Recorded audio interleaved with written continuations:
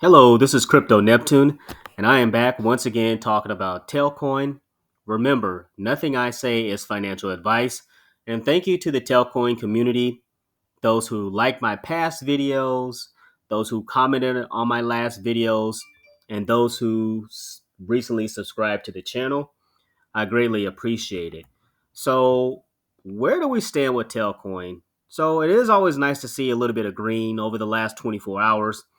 We're up slightly, but it's nice to see that. Now, if we're being transparent over the last 7 days, again, there's been some pullback on Telcoin's price, down 6.49%.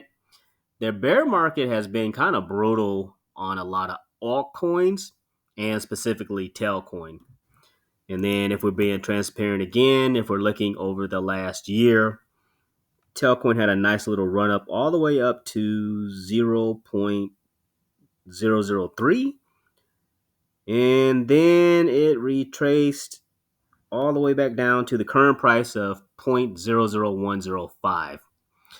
So why am I still optimistic on Telcoin? Well, number one, it's a low cap gem that has utility, and a lot of investors, they're going to be looking for undervalued crypto that have potential for the future. And what else did I stumble across? So I was on Twitter, and DB, shouts out to him. He's always putting out some nice content and kind of following the tea leaves with regards to Telcoin, trying to find out any information that'll be kind of bullish for the community. And Jeff from Telcoin writes, to reiterate, legitimate concerns raised in this channel and elsewhere will be addressed in a planned update that is already in the works. So this is great information that leads me to believe that Telcoin leadership will soon put out a community update and kind of tell everybody where we are headed with the project. So that gives me confidence, that they're still working and still building. So let's go back to everything that Telcoin has done this year within the last 8 months, right? So on this update here, let me expand this for you. They attended the Mobile World Congress in Barcelona. So remember the end of February and the beginning of March, they attended that conference, and it was a great networking opportunity for the Telcoin team. And they also got to present and kind of talk to, fintech, telecom partners, stock exchanges, and just a lot of people to network with. And that was roughly over 88,500 people in attendance. So that's a lot of visibility for Telcoin. Now, just because we don't necessarily see the day-to-day networking with Telcoin does not mean that it's not happening, because the team is went on record as saying, we're going to keep those connections and continue to work to build out Telcoin.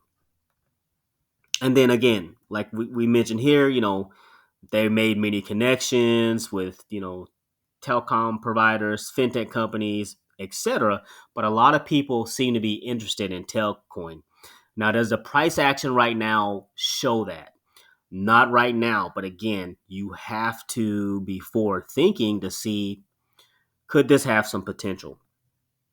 Telcoin, so they expanded into Europe, or they expand into EU. So Lithuania, Germany, Netherlands, France, Sweden, Portugal, and Poland, right? So it's nice to see that they expanded there. And also, one of the things that I kind of noticed is they opened up like debit card services for EU merchants. And for me, that was a signal that that same thing would happen in the United States, where they would allow customers in the United States to use their debit card with an app. And fast forward today, you can do so. Updating banking rails. So they're updating the banking rails. Now, what that looks like in the app, I don't know. Does that mean more banks will be able to use the app? I would hope so. but also what is a digital asset bank like Telcoin look like? Will they be able to add banking services for their customers?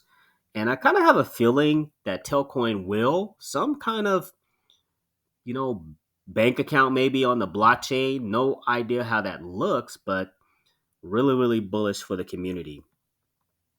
And they've also had several maintenance and app updates letting us know that they're working on the app. They're trying to improve customer service. So they started at Telcoin Help, and it's available to users who are experiencing issues with the app or maybe something on Telex Exchange. But they realize that they're going to grow as a company. They have to have better customer service. So shouts out to the team for adding that update. What else do we know? Telcoin attended Rwanda. There was a conference there in Rwanda, and they're trying to get inroads into Africa and kind of build that out.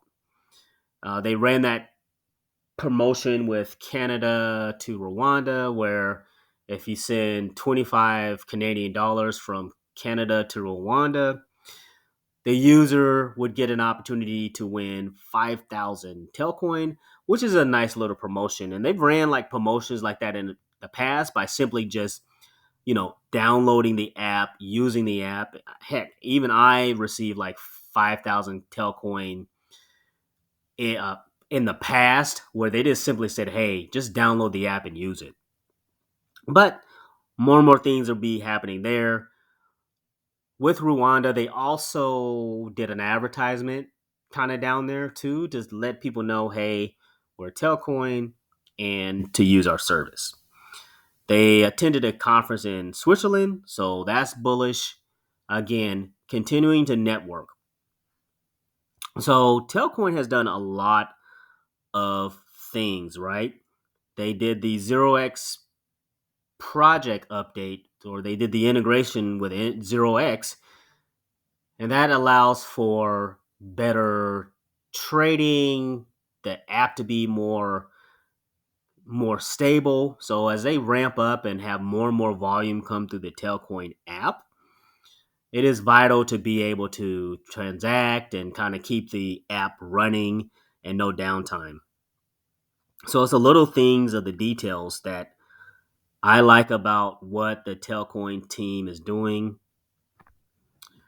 Let's see what else. So LB 94 was passed by Julie Slama, who is a senator, and that's kind of an extension of the other bill. I believe it's LB 249 or LB 649. Don't quote me on that. But it's an extension of that bill to bring out the legal framework. And that's important, right? Because Telcoin is regulated and they are essentially helping write laws for crypto. And that relationship with Congress is important because people in Congress are going to be like, well, what blockchain company should you work with? What crypto company should you work with? And Telcoin will be kind of front of mind for a lot of people, in Congress, and they have connections with other people in other financial institutions, banking institutions. So all these connections are important. And then they did the flyover fintech in Nebraska, where essentially the Telcoin team was just kind of present in the audience, networking. And again, remember, Telcoin has an office also in Nebraska. So it's pretty important that they continue to network and have the conversations with people in Nebraska. So for me, kind of what's next? For me, I foresee Telcoin definitely being a digital asset bank and being legally named that. I kind of get the feeling that Paul Nooner kind of wants that to be done this year. I have a feeling something like that would be possibly be done. That and what's going to help Telcoin's price action? I think it is important that they continue to work on the Telcoin network or Rivendell, and work with telecom providers to expand out the services of Telcoin, because if telecom providers are marketing to their customers, hey, use Telcoin, you can use their financial services through their telecom app, that is a game changer, because that's literally billions of users. Everybody has a cell phone, right? So it's important to get a couple of key partnerships with telecom providers. And essentially what's going to happen is, you'll go to, whether it's AT&T, whether it's Verizon. I'm just like, shooting for the moon. But you'll get my point. Essentially, you'd be able to go into your telecom app, look in there, and there'll be an option to say, hey, do you want to trade crypto?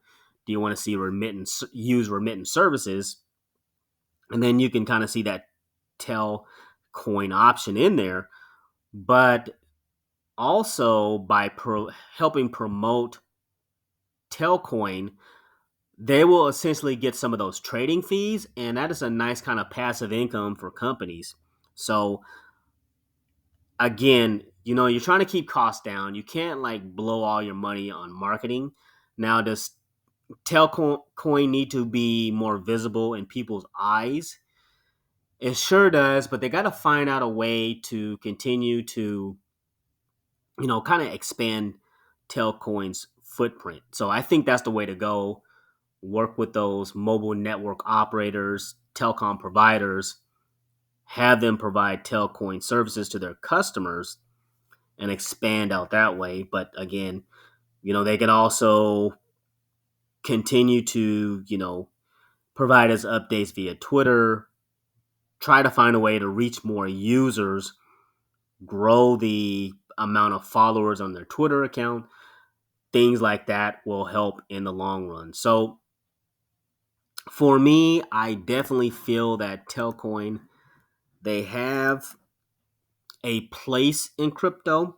And a lot of people are basically saying, well, XRP, they're going to take all of the clients and all the customers.